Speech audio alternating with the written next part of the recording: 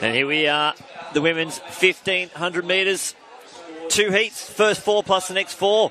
In this heat, Annabelle McDermott, Zoe Buckman, Madeline Murray, Whitney Sharp, Chichiro Sanaga, Beth Croft, Jenny Blundell, Melinda Witchard, Anna Saw, Emily Augustine, and on the final page, Sally Naylor, Sarah Reese, Rose Davies, and Audrey Hall.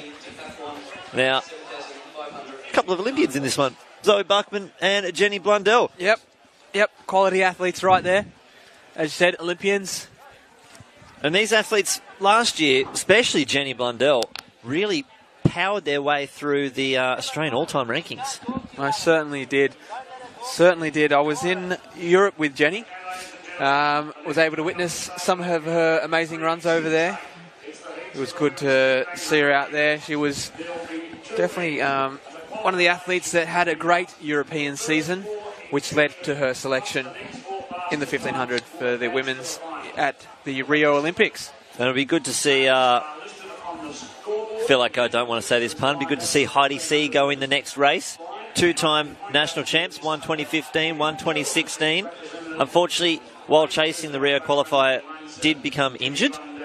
But we'll see her, I'll said it again, sorry, against Lyndon Hall in the next heat. So she was only one place away from the final in Rio.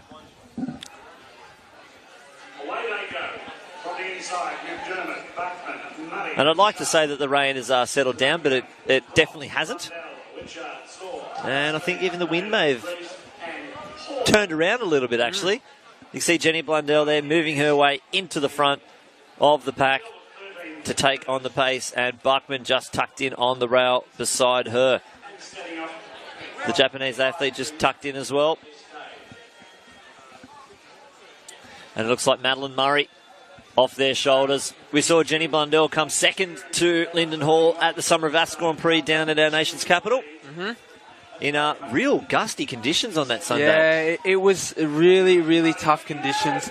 They did an amazing job out there, but honestly, it was one of those things where you got a little bit of reprieve from the wind on one half of the lap, but then you were straight into a real stiff headwind for the other half of the lap. And it doesn't make distance running easy. It's not an event that you can sort of make it up for it on the other half of the lap when you do have the tailwind behind you. These athletes do prefer to have still conditions to make even running more possible as they go around. But as again, the wind's up again here in the stadium. You can see the flags flying, or we can see the flags here flapping, and it shows us that the wind is a little stiff at the moment. So it'll be interesting to see what these athletes do as they come around into this home straight where they will hit the headwind. Yeah, so we've got the group of 4 out in front. As there you can see there the flags as we were talking about before. Group of 6 now, still Blundell, Buckman, Murray and Sanaga from Japan. Those 4 currently in those automatic qualifying positions. But it looks like hip number 4 and hip number 8, Whitney Sharp and Melinda Witchard, tucking in behind that group. So that's your 6 athletes there: Sanaga, Blundell, Buckman, Murray, Witchard and Sharp. Yeah, now the gap's opened up a little bit. Unless one of these athletes starts to make a move fairly soon, it looks like we'll see our 4 automatics come from this group of 6. Obviously, Jenny and Zoe will have to ensure they get in that top 4. They don't want to leave it for the times.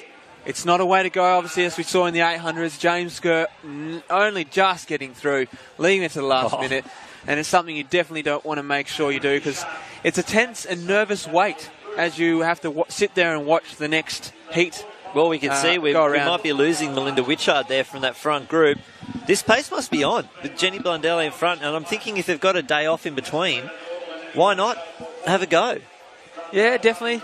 But it's one of those things where some of these top athletes, they may want a little bit of a fast race just to ensure that there is only no more than 4 left at the end of the race. So they may try and drop some of these athletes off, because as soon as you get to that point where there's only 4 left, I guess it's then when you can obviously take it a little bit easier. You understand that there's only 4 there. You're definitely automatic through. You don't have to worry about times. And as you can see, they're starting to move away. Top 4, creating a little bit of a gap. There's a couple of metres back there to the 5th runner. Yeah, Buckman making a move now around the bend. Not sure, probably didn't need to, but Blundell really not wanting to give up the lead, and they've pulled away from Madeline Murray there. Sanaga and Sharp. Sharp starting to move up onto the back of the Japanese athlete, trying to get into that first automatic qualifying position.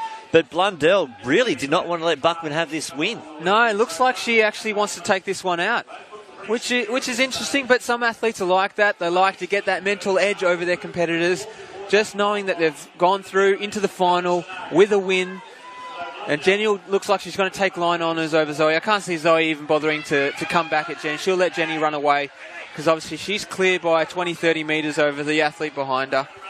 And very, very handy running there from Blundell, just strolling across the line. Buckman in second, and looks like Madeline Murray and Sharp.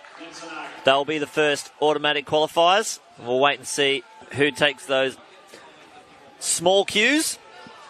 And we'll keep an eye on those and see who can come back over the weekend for the final. Good job. Well done. Jen, hop in. It looks like Tansen's got both Zoe Buckman and Jenny Blundell.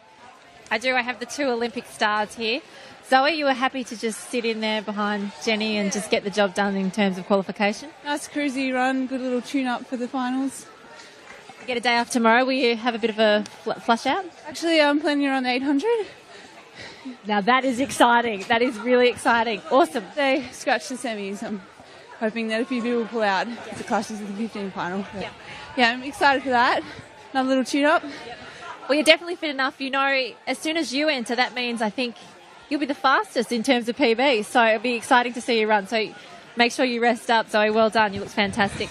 Jen, you did what you always love to do. You got out to the front and just ran and controlled the race.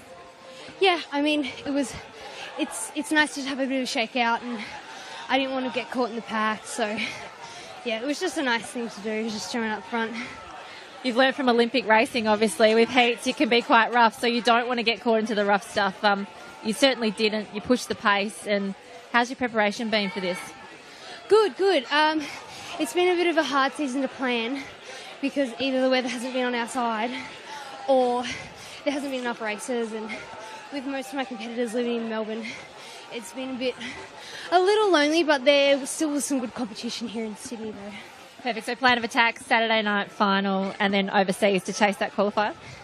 Yeah, definitely. I haven't got any plans set in stone, but I don't know whether I'd do the Asia circuit or train and then go to Europe. I don't know. Not yet.